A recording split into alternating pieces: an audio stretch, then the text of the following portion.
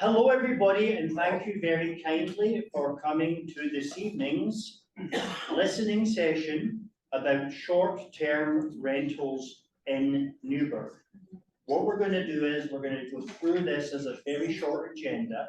Now, we are going to have a presentation. There's a few formalities, and then we're going to get into some questions and answers later. And more importantly, we're going to capture your opinions at this seat here. If you have any verbal opinions you would wish to lodge. And as you've already seen, we have forms for you to fill out to capture written opinions. And first of all, would you like to take roll call of councillors who are here? Sure, I'm gonna go by memory here. All right. Councillor Kilberg here. Mayor Rosacker Here. Councillor Wheatley here. Councillor Yarnell Holloman here. And Councillor Carmen. Here. And is there anyone else hiding that I don't see? That's it. So we don't have Councillor Cloyd or Councillor McBride tonight. Which was not obligatory. No. And Honourable Mayor Rosacker, could you lead us in the Pledge of Allegiance? Please be upstanding and please stand.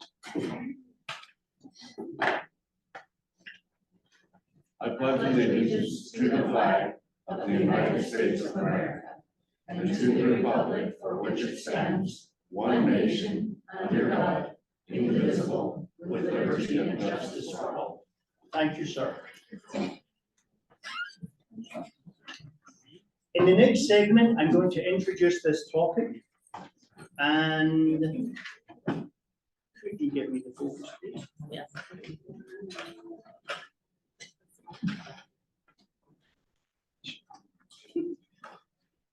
Working? No, okay. It's a classic. There we go. Manager, Yes. may I introduce two of our committee members from the short-term rental Oh, committee? certainly, certainly. We had Robin Wheatley and I as council members were on this committee, but we also were privileged to be joined by Dawn Sires, citizen, and Beth Kaiser, another citizen. And not here tonight is Dave Chetland. They were great. They were great, did great work, worked hard on the committee. Thank you. Thank you most kindly. On September 16th, 2013, Newburgh City Council adopted an ordinance containing amendments to our zoning use table and definitions. This developed standards for the operation of vacation rental homes. And this is the definition, according to Newburgh Municipal Code, of a vacation rental home. Now, these are commonly known as Airbnbs, and these are locations that have to be occupied for less than 30 days. So a traditional form of this would be what we would call a bed and breakfast, but of course it comes in many forms these days. About 60 vacation rentals were recognised by the Finance Department. That's those who have correctly registered themselves, paid a business licence, and are paying transient lodging taxes. All vacation rentals in record with the City of Newburgh at the end of last year numbered 74. This includes permit applications, ones that were in the registration process. Now, critically, not all of the people who are operating one of these units have gone through all the proper steps. I know that's incredibly hard to believe, but that, seriously, some are operating under the radar. The next slide shows you the growth of short-term rentals for select years up through 2023. And of course, you're going to see that there was a pause during the COVID era, as you'd expect. People have to apply via the Planning Commission process to convert a dwelling into a short-term rental. And before we go any further on that point, as Mr. Suppy has brought to my attention, I'm going to ask that if any of you are currently in the planning process to gain legal recognition for a short-term rental, or are involved in an administrative hearing to that effect, that you please do not discuss the details of your case in this listening session, because this is not a hearing, this is a listening session. And we don't want to cross any quasi-judicial boundaries. Thank you kindly, Robert. Now, the process of applying for these short-term rentals is both time-consuming for staff and for the customers, and it does have an effect on staff time available for other significant planning processes. But arguably, it's an important thing to do. Here's a chart showing the growth of these, and we are currently averaging between 12 and 15 a year, as far as we know. These are applications, Bill? Yes, Will? yes. Okay. An important takeaway is post-COVID growth is 15 or slightly less every year. Now, for context, the city has added just under 200 single-family dwelling units since statistics started to be accurately collected when I became the city manager. So that gives you a sense of the size of the two buckets. Now, in March 21st, staff last provided an update to Newburgh City Council. At that time, council decided that we probably need to consider this again, but let's watch the trend. In that update, it was noted that the rate of applications had slowed during COVID, no surprise, but now it's accelerating. From a strategic perspective, the staff report to City Council said that business and tourism opportunities for vacation rentals should be balanced in some way against potential changes to the character of neighbourhoods, and perhaps a thought should be given to the reduction of housing stock, but maybe not. But maybe not. Do you like me not taking a position on this? This is cool.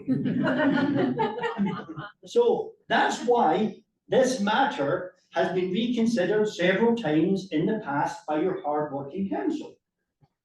And that's why we're here again. No policy change occurred in 22, and no policy change occurred in 23. But it has been requested that the Community Development Department staff return in approximately 1 year for another update on vacation rental homes to get the pulse of people's opinion and help our council have some sense of what perhaps they should do and what the short-term rental committee should perhaps think. So we're looking for feedback.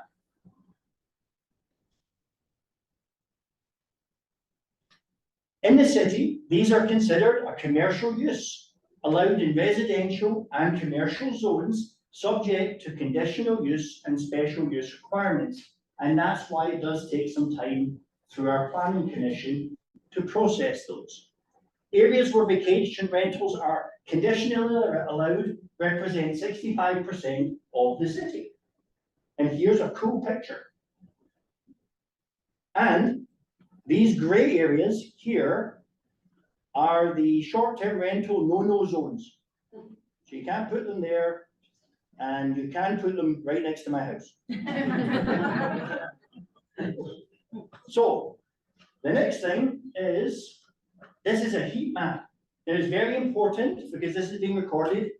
This does not represent chemical spills or radiation.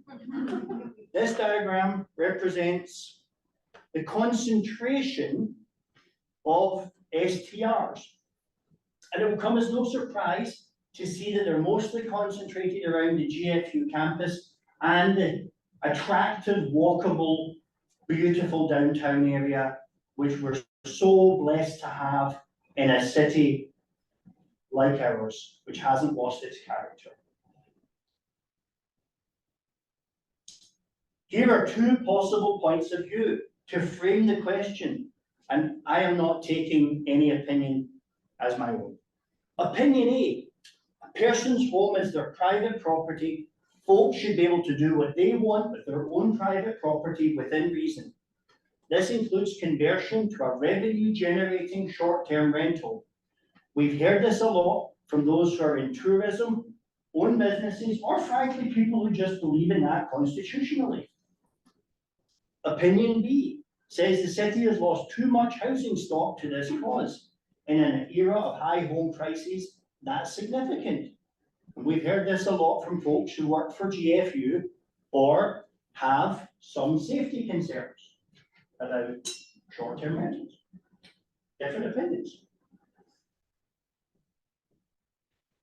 Our exceptionally hard-working council did not want to have any further deliberations on this matter without hearing from you, their constituents, directly. Before I go on to the next part of the forum, are there any general questions about this issue that you would like answered? I am not a planner, and I try not to play one on television. But when I discovered that our planning department was having a social evening together, which they seldom get, I volunteered to cover this meeting tonight so that Clay or Scott wouldn't have to. So I'll do the best I can, and maybe I'll get some backup from over here if there's a crowd ball question. And there'll be room for opinions and testimony in just a moment. Yes, sir. Yeah, can I just see the way that the 30 days was written on the second slide, I think it was, Oh, to go back to that piece of code? You want me to just pull it up? Yeah, thank you.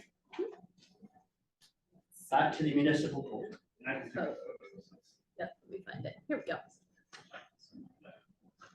Smashing question. Thank you. Another one right here. Yes, question on the code, I don't really know it, is there, if something is converted into a rental only, is that only used for rental or can still be used for living residential? we actually have a mixture. Okay. So there are ones where there are folks who go out of town for periods and they rent it out when they're not here. And then there are other ones that are strictly a business. Can Yes, you clarify single family dwelling unit? Does that mean like a standalone single family home, or could that be part of a duplex or apartment complex? it could be any of the above. Okay, great. A single family dwelling unit, such as the 180 to 200 we make a year here, that could be a different structure, it could be a middle housing building, it could be a duplex, or it could be a traditional standalone house. Does that include an ADU? An 80, actually, legally, that definition, I don't know. Okay, okay. that's Do any of you guys know if I it, think it is. I believe so. the mayor says yes, I believe him. Yeah, the ADU is not, it can be considered a single family home. In fact, if you build an ADU and you supply it with its own water supply and sewer supply, you can actually sell it fee simple to somebody else. Okay. So, yeah, it can be, it can also be other, but we're getting into questions already, and I don't think that Will is done with his Oh, no, presentation. you did ask for questions. Oh, okay, all right. Yep. Will, But I will say, I thoroughly enjoy working for a bloke that knows the building trade inside and out, it's very useful. just off topic, I want to make sure people know this is being recorded. Mhm. So if you have questions, you missed something, I believe the audio, the presentation will be there as well. You Yep. can go back So- if you want to. I would like to say a little bit about the panel, the people who are sitting up here, because nobody knows what this is. The city manager and I discussed this, well, we've discussed it almost from the time that I got here, that we were gonna take this on at some point. And what we decided was to create an ad hoc committee. And we decided to have 3 members of the public, and we chose them specifically. Beth on the end is a real estate agent and owns an ADU.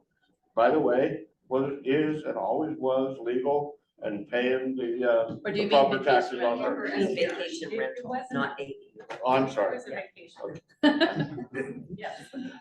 Don is somebody who I met because he came to me and expressed that he did not like the idea of ADUs being put in various neighborhoods, especially neighborhoods that were close to his. Short-term rentals. And can I say ADUs again? I'm so sorry. Short-term rentals is what I mean to say. And then we have one more gentleman who, It's behind the one. yeah, his backyard abuts the backyard of a short-term rental that is in Newburgh. So those were our 3 members, and then Robin and Peggy are co-chairs of the committee. I was an observer most of the time, and I think the work that they did was very interesting because they had such divergent viewpoints, and we asked them to come together on a consensus. And it was really interesting watching them this evolve. So I would warn everybody in the room that no matter what your position is on this, you're not gonna like everything about whatever regulation we come up with. And it doesn't matter which side you're on. So please keep that in mind as we're talking about this. We're trying to do what's best for the city of Newburgh.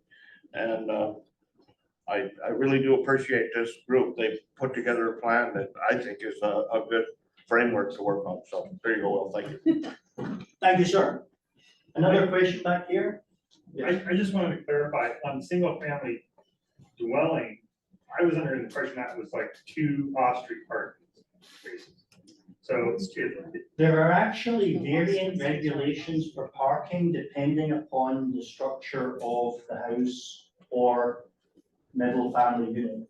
So if you have a duplex, or you have a single family home or a quadplex, that may create some different parking rules and it's complicated. So, however, I will say, if you email me, I will get you the regulations for the parking for different zones. Well, And one rule for a short-term rental in Newburgh is that you have 2 individual private parking spaces. I know of at least one ADU on Darby Court that one of the spaces is in the garage and the other one in the driveway because it's a single wide. But yes, that's a requirement of all of our current code. It may have changed with these folks. We'll wait and see. but there are other rules about parking are to do with the residential area that you're in, nothing to do with whether or not it's an STR. yeah, I just didn't know that covered. I didn't know you could do duplexes and ADUs, triplexes. Yes, sir. Yeah, and we're talking about structures within the city limits. Yes, sir. Yes, sir. And many interesting things happen outside of the city limits. Those are not my problem. Okay, so other questions of a very general nature? Yes, sir. Can you go over sort of what the restrictions are now and what you're considering? I mean, things like keep out areas, that sort of thing. Well, the restrictions that we have right now are extremely relaxed. They're the normal livability rules that you would have for any dwelling. Like the normal noise ordinances, prohibitions on rowdy behavior, breaking things in the street, law and order. But we do not have any limit in terms of proximity or in terms of total cap, as some cities do. Yes. Can you share with us your, the police and other fire and safety feedback on short-term rentals currently? Yes, I can. So I frequently speak to the police chief about a range of matters, and there is no upswell of negative events being generated by short-term rentals that the police chief or his fine officers have been able to identify. Okay. Thank you, folks. First, I'm going to ask for the audience to give public comment verbally, and that's at this chair here, should you desire to do so. I'm going to ask that each person speak only once and for a maximum of 3 minutes, should they desire to provide testimony that way. Comment will be given here. At the beginning, please disclose if you're involved in the tourism industry or if you work for George Fox University. Would anyone like to give public comment? Can I ask a question about that? Yes. I mean, if you're involved in a short-term rental, then you're involved in the tourism industry, because that's part of the people who stay. Yes. Okay. Yeah. Clarify. Yes. Not that your comments are not wonderful and valid, but it's just, we're also trying to reach some people that are not involved on either side of the debate formally. So, for example, the president of GFU has submitted letters wanting to restrict this, the allowance of STRs. So that's one position.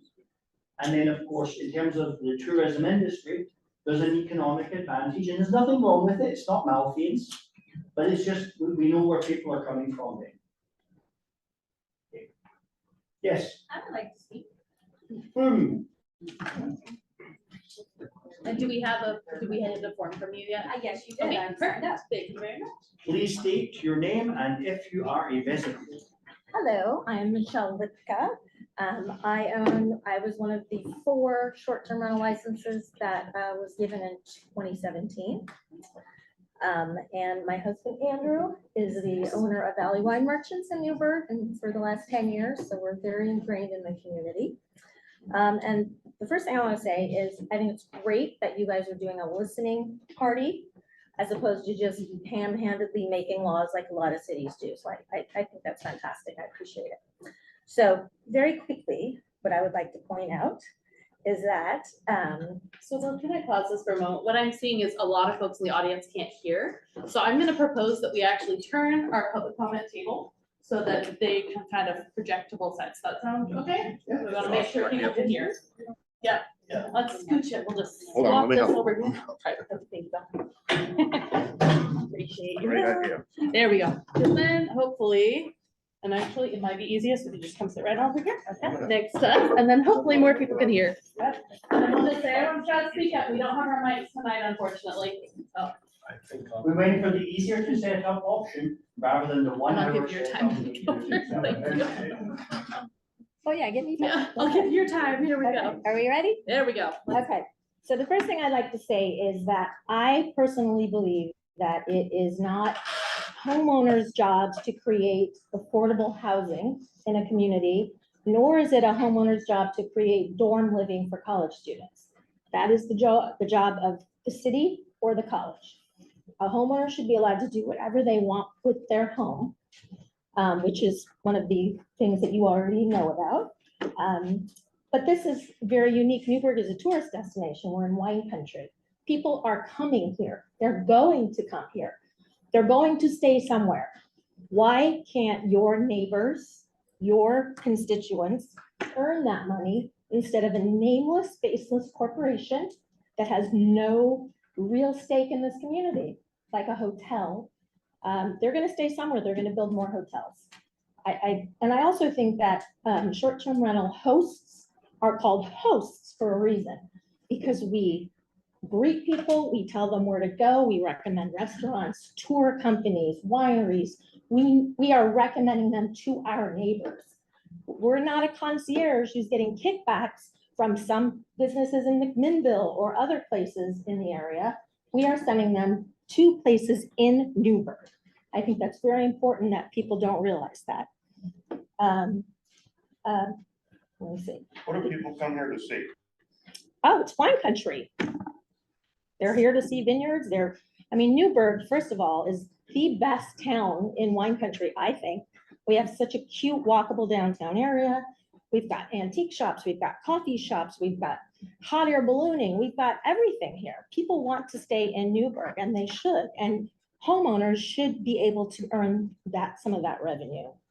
The other thing I want to say is that we actually have a short-term or a midterm rental nurse who is interested in staying in our home for 30 days. She's coming from Alaska to work at Newburgh Providence Hospital.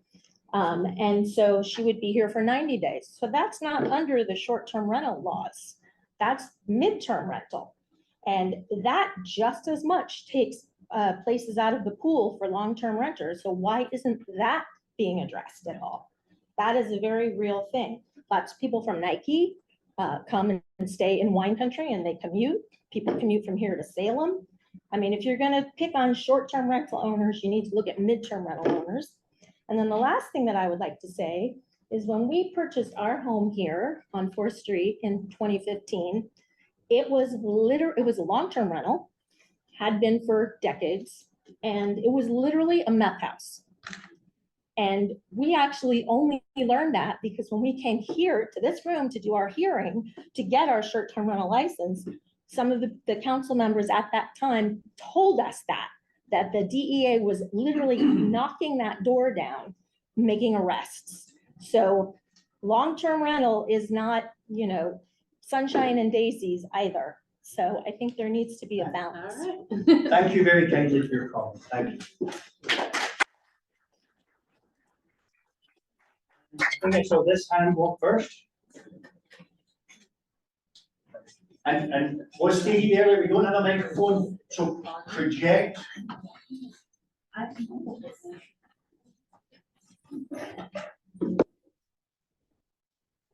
Turn this on as well. It's on. Okay. Hi, I'm Jerry Ferguson. I am actually running for City Council for District 3. And this is actually a topic that I think is really personal for me on a couple of levels. So I have had the opportunity to spend some time having conversations with my neighbor. I live on a street that has a long-term rental and 2 short-term rentals within a 3-block radius. I guess like the 3 blocks like right next to my house. So it's in conversation with my neighbor, she has lived in her house for 30 years, and she really spoke to the significant impact that the short-term rentals have had on livability for her house and her experience with the home that she has been in for such an extended period of time. So there are difficulties with parking. So all of the short-term rentals within our neighborhood, they do have those required 2 parking spots, but more frequently individuals bring multiple more cars with them when they're staying in those homes. So we have multiple cars lining our streets, which impacts her driveway gets blocked. She's unable to get her car out of the alleyway that she's required to park in based on her garage setup and situation. There's illegal parking where people just park on the sidewalk. This is an individual who uses a mobility device, and so having individuals parking on the sidewalk, blocking her house, blocking her ability to access. And then it is wine country, which I love, and there's frequent house parties, lots of alcohol that is left behind. And I think the noise and disruption is pretty different from the norm of our neighborhood when those short-term rentals are not actively being utilized. The piece of it, I think, from a neighborhood standpoint, that's maybe more important to think about, particularly with the proximity consideration, is that there's a loss of community and community connection. She really spoke to the fact that she's been in her home for 30 years, and historically she has known every individual that's lived on the block. She's had relationships with them. She's known these individuals on a very personal level. And now she described the neighborhood as being really very transient, that there's someone new every week, someone new, sometimes multiple times a week. We're going to have different individuals that are in and out of those homes. And it really creates a loss of connection and a loss of knowing who the individuals are who are around you. And I think that sense of community that makes neighborhoods so special. So I think I have high value in property rights and how individuals are able to utilize their own property. And my hope is that we can come up with some ways to really balance some of the challenges that come with having short-term rentals around parking and the transient nature and some of the noise and safety concerns that come with kind of the rapidly changing communities. Thank you, Jen. Thank you.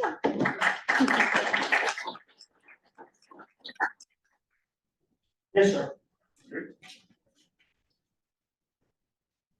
Make this super quick.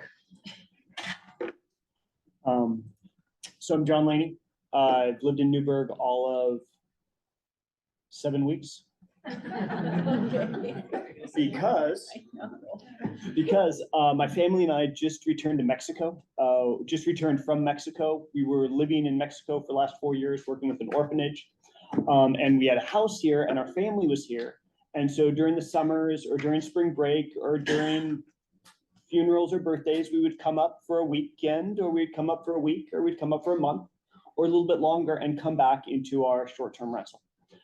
So had we not had a short-term rental, there was really no other options for us for our housing. I wasn't going to live with in my mom's basement or in my mother-in-law's, at Friendsview for the week or a little longer. So that not only having that short-term rental funded part of our Mexican experience for my boys and for my family, but it also funded Newburgh, giving our 9% transient lodging tax to help fund Newburgh. So I'm in support of doing it, yet doing it responsibly. Thank you, sir. Back, blue shirt, thank you. Democracy's delicious.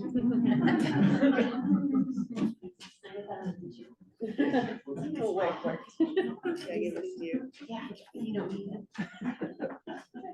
You want inventory? Oh, You yeah, can I'll have give it it. translated.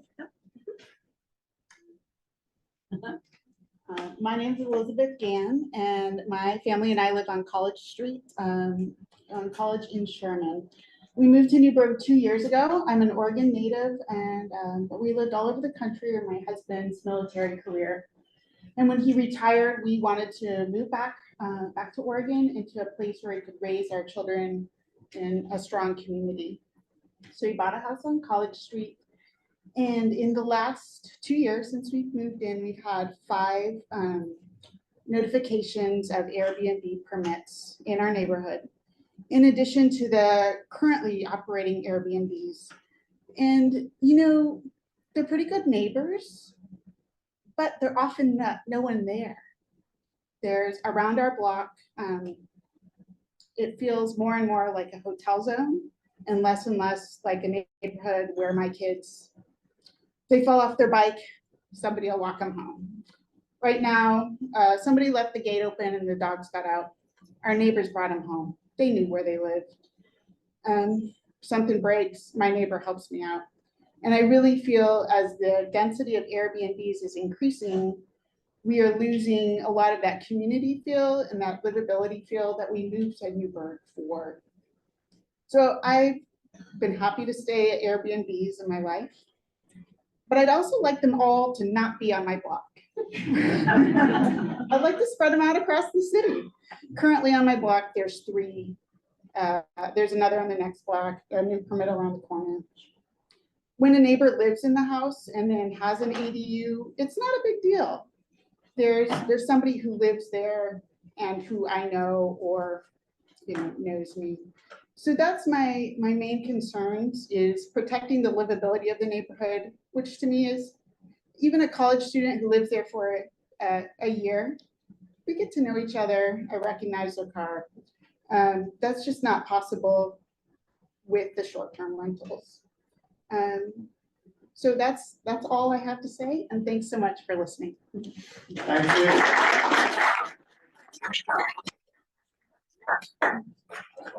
Yes, sir.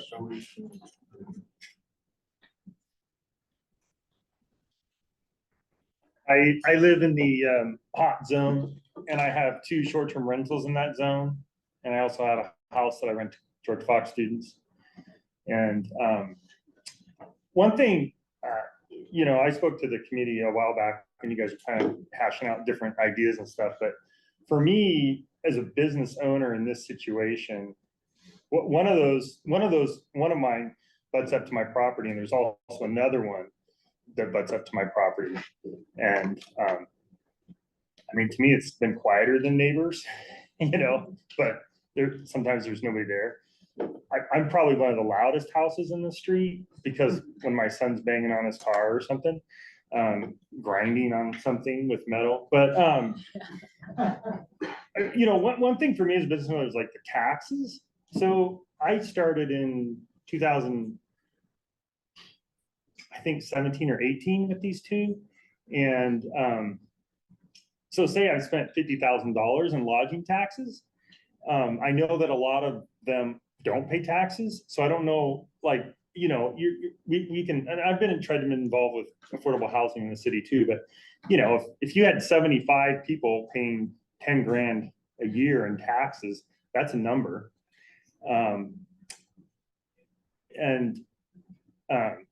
So that's one thing for me. Like if people don't have to be compliant, then I'm just questioning, can I put that money towards, I have 2 kids in college, who's going to know, right? It's an honor system. There is ways that you guys can charge people automatically. It's hard to track through those things, but that is an option. And then, we manage ours ourselves. I try to have all the neighbors have my cell phone if there's an issue, I try to take care of the yards and do all that. But, long term, I thought originally I'd do it 10 years. I don't think I'll do it 10 years. Like, it's not, it's a hospitality business, and you get tired of that, cleaning toilets. I have another job. So, I will say some of those in our neighborhood, they got permits, but they aren't short-term rentals. They just got them in case. So even those graphs that say, hey, they're 75, I don't know how many have dropped out. I watched, there's people that have sold them. There's somebody who's, I know John, that one's off the market. That's probably still a number up there, so it may not be 75, could be more if people don't have it. But, my thing would just be paying taxes or figuring out how to charge people or something. You guys can do something for me. Yes, sir.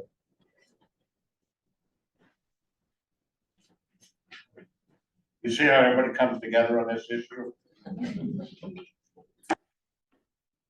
I suppose I wanted to add a couple of perspectives. I think, as we've heard all sides, I think there's valid points on all sides, and I think balance is key. Can you state your name and Yes. affiliations for us? Thank you. Yeah. My name is Andrew Turner. I own Valley Wine Boutiques here in downtown, and I have a short-term rental on 4th Street. So I think, balance is key. I echo what you said. I think those of us who have gone through the process and gotten a license, I think it would be advantageous for everyone if it was some sort of enforcement and bringing others into that fold, because I think that's really important. But I would say that, my wife, Michelle, and I, we pride ourselves that we're responsible hosts. We're in direct contact with our neighbors constantly. And if there's any sort of noise issue or any sort of issue, we want to know about it. Which there never has been. Yeah, and I think that's really key. We really want our guests to be not only good guests of our neighborhood, but wanted to be contributors of the community, and that's really important for us. And for us, we are very high touch with our clients. They have a guest book of our favorite places, but we also custom match experiences for what they're looking for. And so, really directly feeding into the community. We're really proud of that. We take a lot of time getting to know our guests even before they book. I mean, there have been times where folks have wanted to book and it just wasn't the right fit. So we are really cognizant of what they're looking for when they come to visit. And we've turned away a lot of people because they're just not going to be good guests. It's not about making the most money. It's about a good fit for us and for the community. And that's just us. That's what we choose to do. And so I just think balance is really key. We can look at the worst case scenarios of anything and say, that's not a good idea. Certainly we can look at nightmare experiences that people have had with short-term rentals. And we all have heard those stories. That has not been our experience. We've had really a lot of great guests. But I would echo what someone said about the city. I think if you're going to hold a standard of enforcement and licensing and taxes paid into the system, we're all for that. We wanted to do that from day one, but I think there needs to be some sort of accountability to the city of where is that money going to enforcing and bringing others into that fold. Thank you, sir. And just remember to turn in your forms before the end of the evening. Yes, and let me say, is there anyone else who would like to speak who's here who does not run a short-term rental at this time? Just to get other perspectives, not discounting anything that the good stewards of their short-term rentals has said. Yes, sir, and then after that, Madam, you're next. Yes, sir. Yeah, well, I just have a question because I heard about George Farms that they would like to be limited. Is that correct? I can restate his, the gentleman asked that he heard that George Fox would like them to be limited. The city has been in receipt with a letter from the president of George Fox stating that position. Okay. And so it is assumed that that's the position of the school. Okay, what's their proposal? Because as a parent of a graduate from George Fox, living in Seattle, you would come here for long weekends and use short-term instead of motels, hotels around here. What are they proposing? I wouldn't take it upon myself to speak on behalf of the honourable school president. I'm assuming that he has rational reasons for, and I wouldn't like to channel those. But he has a public affairs officer and you can reach out to him and I bet you can find out. Okay, thanks. It is a good question. Madam, yes, would you like to come up and give remarks? Thank you most kindly.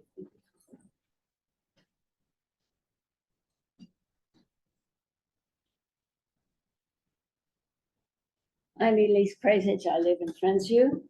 I have no short-term rental even close. But listening to everyone speak tonight, I'm interested that no one mentioned what's going to happen to the people who work here, who serve all these people that come to visit our wine country. It's an age-old problem in resorts. Where do we put the people who are going to work for us? And I'd like that to be more emphasized than, you know, regulation or money or taxes or whatever. So that's all. Thank you.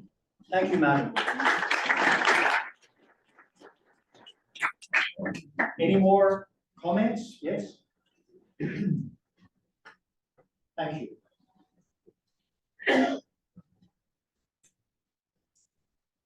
Hello, good evening. My name is Megan Carta, and I am the owner of Lifestyle Properties Vacation Rentals and Pinot Car Wine Tours. I'm here today to shine light on pros for regulations and the reason I do think that regulations are in the best interest of the community. I grew up in Dundee. Therefore, if you grow up in Dundee, you attend Newburgh everything, grocery shopping, school, everything that you need to have to live. So I grew up here. I fell in love with hospitality while I was working at Izzy's here in town. And the Austins had frequented that location and encouraged me to stay around town because the Allison was going to open up. I told them I couldn't and I needed to go to college. There's nothing at that time when I was in school, there was nothing for hospitality education in Oregon for the most part. And so I had to leave. I never, ever, ever thought I'd move back home. I did not think that tourism and hospitality was going to be a thing. So the Allison opened up and that changed everything out here. It made wine country a destination that you could come and stay and visit. And that also helps to minimize people driving to Portland after all these activities as well. When I was at the Allison, we had a wait list that could sell the hotel over. And we needed more lodging in this area. I asked my parents if I could turn our basement into a vacation rental when all of us kids moved out. That way it could help them to be able to take care of their property better. I fell into vacation rental management. I had no idea that this was going to be what I did. 10 years later, we have 75 properties. I have 45 employees helping to take care of houses in Yamhill County. Livable wages that do support positive tourism and create really great, consistent jobs for people to have. I think that when you guys start talking about the regulations that you want to put in place, I always felt that Newburgh was ahead of it, ahead of some of these other communities in our county. And I was really proud that we had regulations to at least start with. Being in the industry now, I understand that regulations can really kill the, if you don't have them, you can blow up, it can be bad. So I think that it's positive that you guys have had regulations since the beginning. So I just encourage you guys to look at some of the ways that you bring in those regulations to really support the community. Again, being local, this is where I want to live forever. And I do care about the outcome of what vacation rentals how that will drive our community. I had a lot more, but 3 minutes goes away really fast. Thank you. So we've heard from many people this evening, and I really appreciate you coming here this evening to comment. I would ask if you could most kindly ensure that your opinion is captured on the form that you have at your chair. If you have not already done so, please take a moment and fill out that form. And then in just a moment after that, we're going to do a drawing. So please wait for the drawing.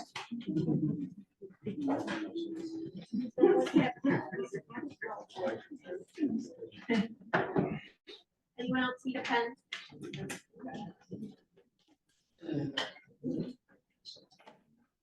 And our drawing this evening is going to be for an iPad.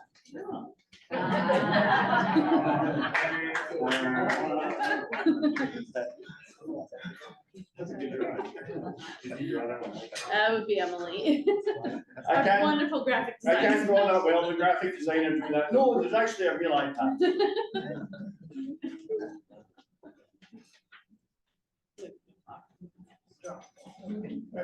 Another cheesy guy joke for next time. We'll work on that. If you finish that, you just want to hold it up, I'll come collect it from you, so you don't have to get up. Okay. And is there any other last public comments? Anyone wants to get for a few more minutes? Yes.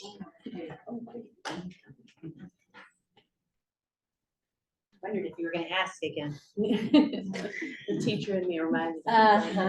My name's Janine Saxton. I've had a short-term rental since 2013. I started in 2013 when we lived in Indiana. We rented our house here to long-term rental while we were gone for 6 years. We came back, remodeled, and took our upstairs and put it into short-term rental because our kids had grown up, and I love hospitality, and I fell in love with this whole idea of bringing people into your home. I may be the only one here that has a short-term rental in my own home. So we share some of this space less intensely than we did in Indiana. Now they have the upstairs apartment, but there's no kitchen, so we share sometimes those things. I don't have a concern with people having a whole piece of property that they are renting out. Originally, the one I started with Airbnb, the original plan was for you to share space in your own home. They didn't anticipate that people would be buying up homes. My concern is that there are people that don't live in our community that buy the homes, that might buy 20 or 30, or in Portland, 50 or 100 homes. They don't live locally. They have it managed by someone, presumably a lovely person, but it takes a lot of houses off the market and I happen to have kids that are looking for affordable housing. I have friends that are looking for affordable housing, and it is not there. I don't care about these houses that are coming and starting out at $390,000. That's not a starter home, and there's no yard. So these people who come into my home, they have space in the garden, they have patio to sit on. They feel like this is the best of both worlds because it's a home away from home, but they don't usually stay longer than maybe 10 days. This summer, we took it off the market, off of the short-term rental, because there was a college grad student who had no place to live. So we said, we'll rent it to you for the summer at about a third of the cost that we would have made from Airbnb. But folks, we've got to have housing, or all of our young people are going to move out. They're going to leave Newburgh, and we'll be an aging demographic with no young people because they cannot afford to live here. So I feel like the regulations need to be how many homes someone can own and rent and put on the market and take them out of long-term rental, or how long you can do a short-term rental, and then maybe that terminates and you whatever regulations then you have to offer long-term rental, or you move back into it yourself, or there has to be a way to provide long-term rental or long-term affordable housing in this community. And the new houses that are going in are not that. And they're not as well built as the older homes that are solid. And so I want to see my kids be able to buy homes someday, and they leave Newburgh, they're leaving Oregon to have it affordable. I think we can do better, but I think that part of the problem is taking so many houses off of the market, off of the long-term dwelling market. Thank you.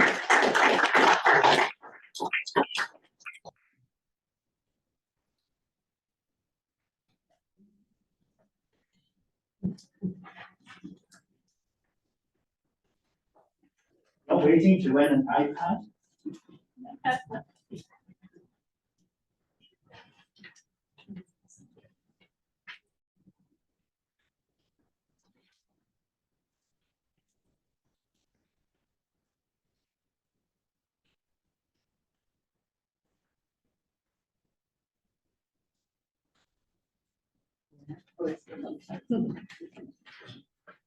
Hi, my name is Stan Smith, and my wife and I own an Airbnb property that probably is outside of Newburgh city limits.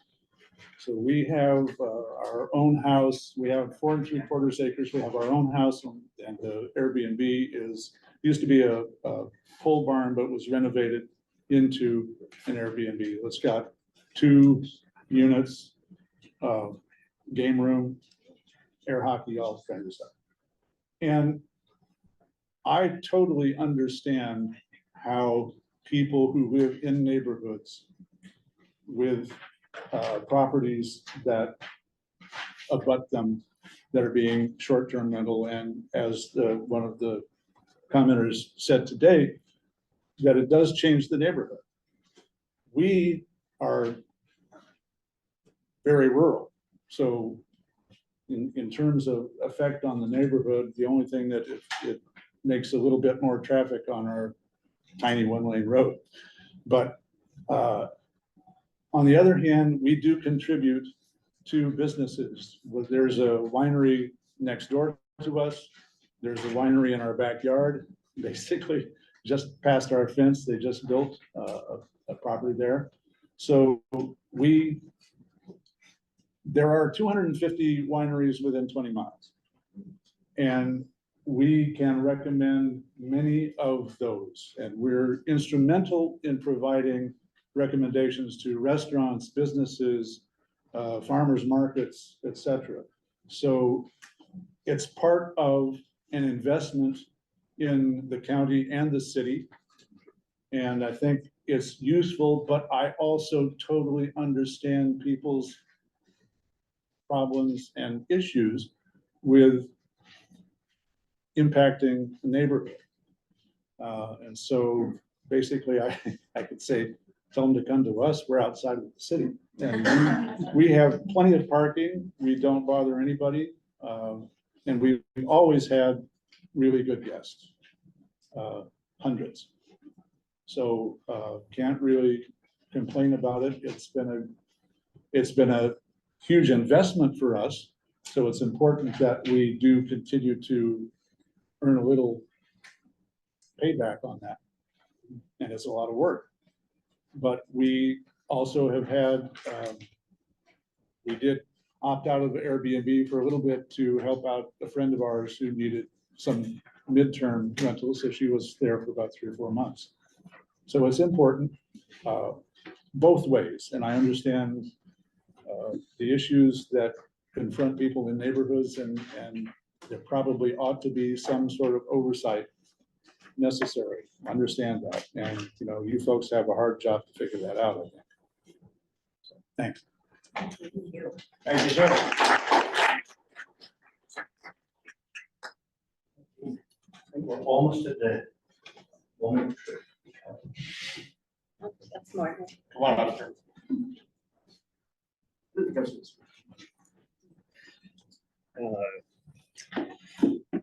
My name's Jake Keister. I live on 3rd Street and River here in Newburgh. My wife and I have moved back here from Beaverton about 6 years ago now, and she grew up here since she was born. So we love where we live, and I hear a lot of comments people made about the identity and character of the city, which I totally understand and agree with. But I think one thing, I'm an engineer, so my mind is going towards where's the, I guess, data behind some of the feelings people have. So when it comes to like, just a few things I wrote down, what type of occupancy rates are actually happening for short-term rentals around here? How many are there as a percentage? How does that percentage affect the cost of housing?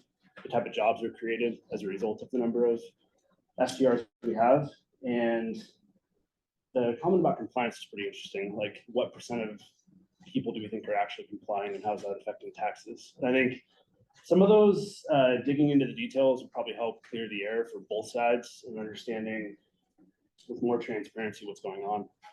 And if that dictates adding more regulation. And then the last part, just I am thankful that we have a city council that's considering kind of bringing people from both sides of where they stand on this. And if at the end of the day, that leads to more regulation, just the transparency of the city would be very clear to all the people within the city. Because I've definitely had a lot of friends who have gotten into the position of buying land or buying something to have be planned as an STR, and then regulations change within that time period, and suddenly there's no one to talk to and no answers. And so I'd hate for that to be the outcome, is that people's right to prosperity is kind of negated by regulations. So those would be some of the things that I would hope the city would consider in doing this. And I have no stance either way. We are not STR owners, so. Yeah, thank you. Thank you, sir.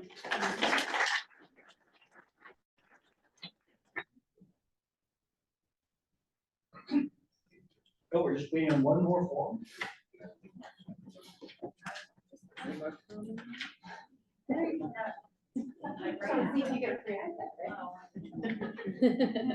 But if there was more to say, by all means email us and write STR public comment, and we will fold it into the map that we're going to do. Good. Okay, cushion effect.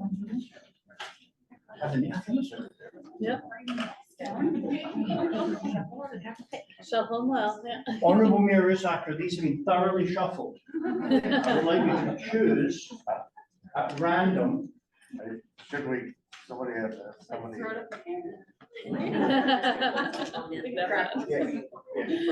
That's gonna make my record keeping job hard. You've been nominated to choose one of these by the mayor of Newburgh.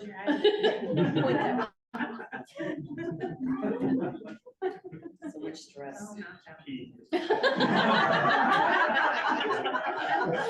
Pressure's on, the pressure's on. It's the only one. Let the record show we picked that one.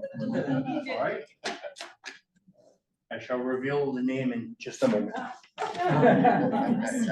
So they don't leave. Thanks, before I Bob. say, yeah. I just want to say again, thank you so much for taking time out. This is a very good turnout. I did take notes. Hopefully I'll be able to read them in a day or two, and we'll have a recording of tonight's meeting. You all brought up excellent points, things that the short-term rental ad hoc committee has considered. Nothing's obviously been decided because we wanted to hear from you. So this has been really helpful. So now we'll be able to move forward a little bit and rehash some of our earlier ideas and thoughts. And for those of you who don't know, the transient lodging tax is a hotel tax or short-term rental. In Newburgh, 65% of that tax goes to the city and 35% goes to our wonderful nonprofit Taste Newburgh Destination Marketing Organization. So it, which then creates more tourism, and it's a real positive thing we have going, and helps the budget as well for the city. So anyway, thank you. We'll take all of these things into consideration, get back to the drawing board, and try to wrap this up the next few months. Thank you again. Thank you very kindly, Councillor Culver. Wait, there's one more announcement. One more announcement. Before I see this. We get a sneak peek of something we're going to be announcing in about a week and a half, but we wanted to, thought this was a great group to tell. We are starting recruitment for committees, boards, and commissions of the city. Every year, about a third of all those positions rotate off, their terms end. They can reapply, of course. But we always have vacancies, and we need people to serve on the different committees of the city. So these are affordable housing, budget, historical preservation, rate review. There's lots and lots of different committees in the city planning.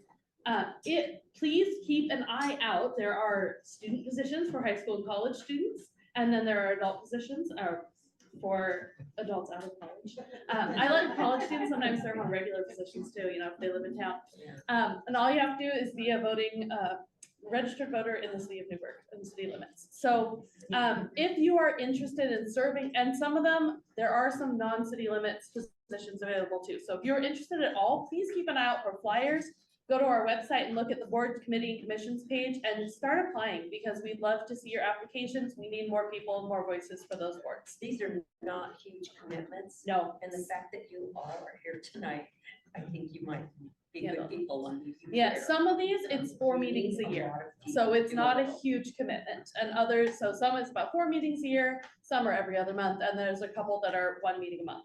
So, but it is not too overwhelming, so please consider it, yeah. Can I just also shout out that we're getting a new theater? Oh, we are? We are getting a new theater. Newburgh has been- Hopefully there'll be stand-up comedy. Oh, oh, yes, at the cultural center. Before we all go back and consider again how lucky we are to live in such a brilliant and lovely town, and how it's worth everything we can do for it, I'd like to say it's Teresa Durval. Yeah. Yes, you're the winner.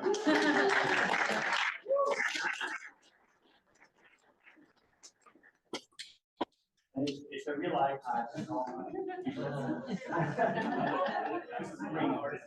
Honestly, there's an iPad in here. Let me not lie or later. Have